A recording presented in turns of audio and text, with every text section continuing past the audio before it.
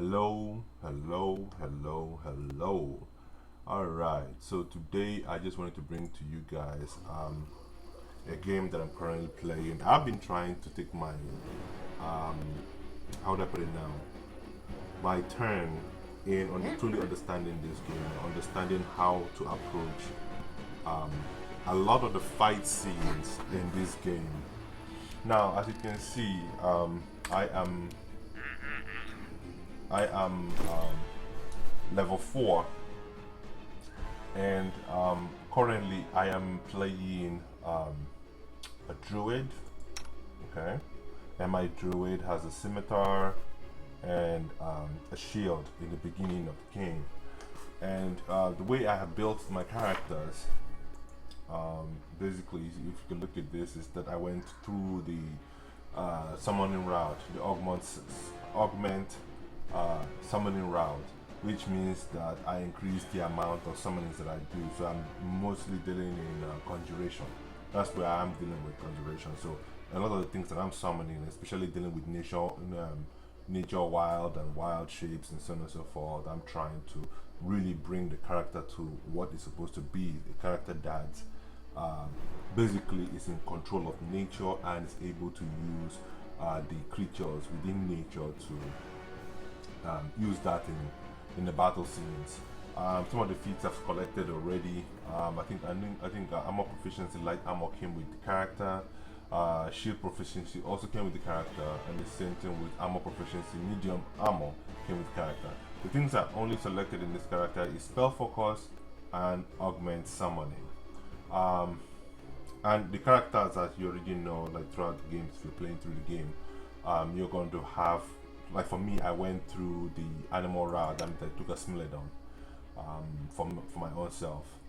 And here's Valerie, you guys already know her. Here's Amiri, Karim, Lindsay, and I have Octavia now in my team. I don't plan on putting anything else.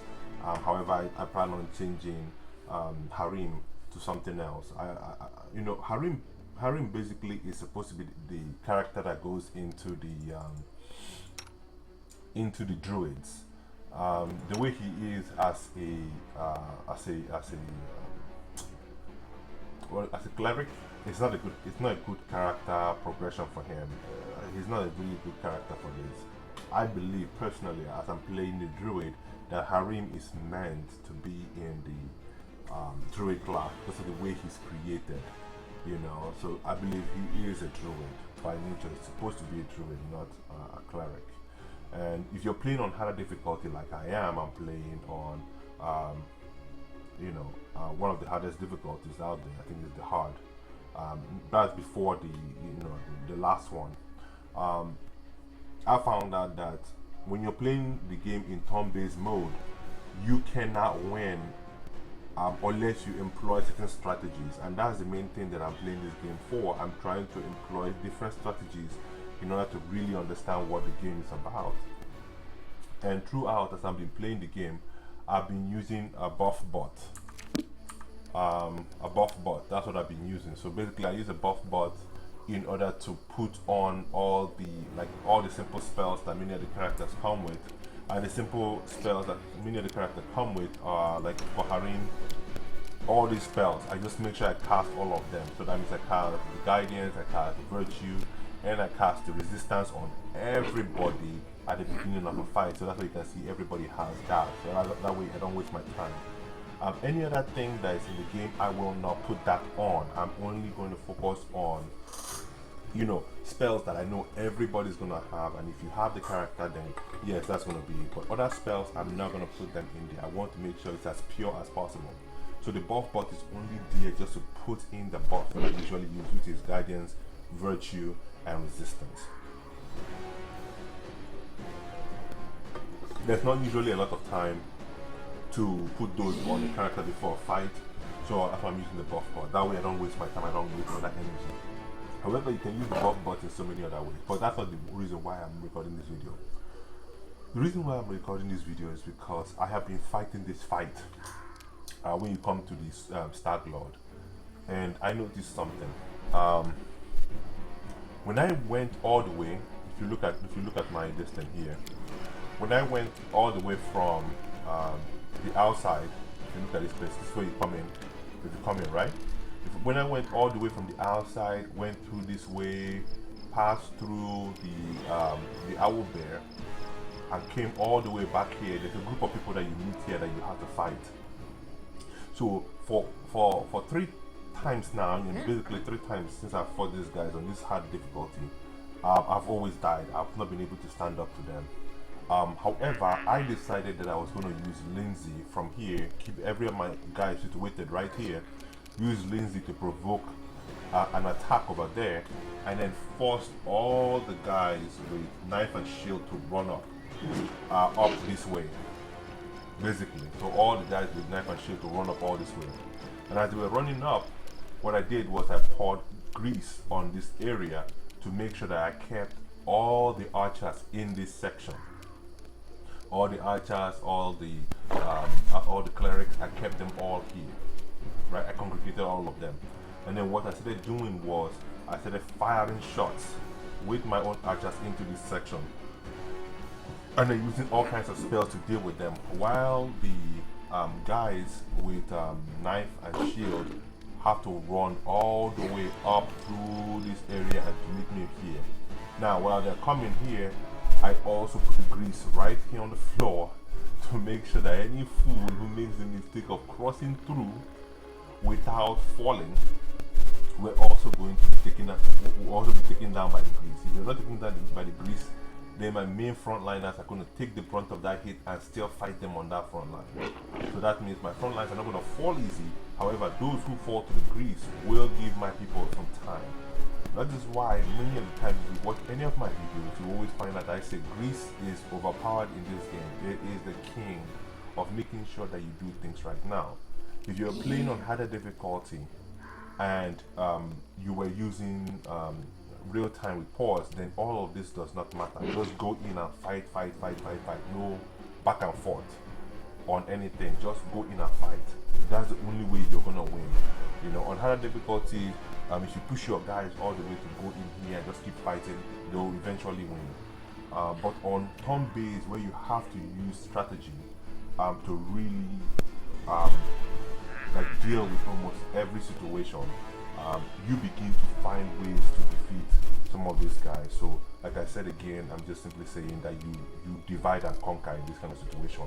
You bring Lindsay or whoever is your archer right up to this area, find the nearest person, fire that person in, make sure every guy who has a knife and shield goes forward, and then use your archer as bait for all the archers that come this way. And then once these other guys are all the way up here, just go ahead and just throw down grease here and just wail on them. So if you have a mage that does fireball and so on and so forth, take care of this guy while your front line quickly roast up the knife and shield guy. So as you can see here, I've pretty much dealt with all my plenty of my knife and shield. However, this guy decided to turn back my help his fellows over here, which just spoiled my whole strategy. However, it's not spoiled yet. But these guys are all going to go down regardless. But I've divided and conquered them, and I'm about to win this fight. So I just wanted to give you guys an idea of how to defeat this in case you were having difficulties, especially if you're using turn-based and a higher difficulty. Just come down here, like I said, use an archer, get these guys, provoke an attack here, have all the big boys go all the way on the other side, have all the archers keep attacking your people over here. More preferably, just put your tank over here with the shield if you can. And yeah, that's basically it, you know. Just keep your shield over here and then have them keep wailing on that person, and then you kill them off. But one thing I've observed with higher difficulties, and I think a lot of people will also agree with me, is that someone like Valerie, if you look at Valerie, according to a lot of people, people will say Valerie is supposed to be a tower shield specialist. On higher difficulty, her so-called tower shield specialist is useless. I personally believe it's useless, you know? Just totally useless. The best character, the best build, the best distance for this character, in my personal opinion, since I've played this thing like 3 times already, trying to get Valerie, right? I think it's a skill-faced monk.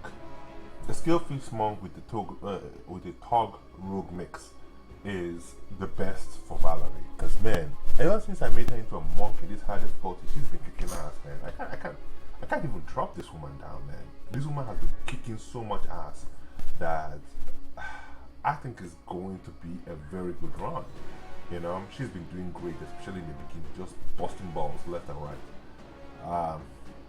Yeah, and right now, but the thing about it is that right now I have her with the quarterstaff, but sooner or later she's going to go um, like armless. Basically, she's going to use only her fist to fight, and I personally believe that's the best way to go with her. Just have her unarmed, and she does what she does. But however, I'm using all this equipment to see whether I get something great. But I'm beginning to find out that the equipment itself are a very big limiting factor in this game. I don't know whether there are other equipment that may be better than my unarmed fists, but we'll find out as we continue to go along.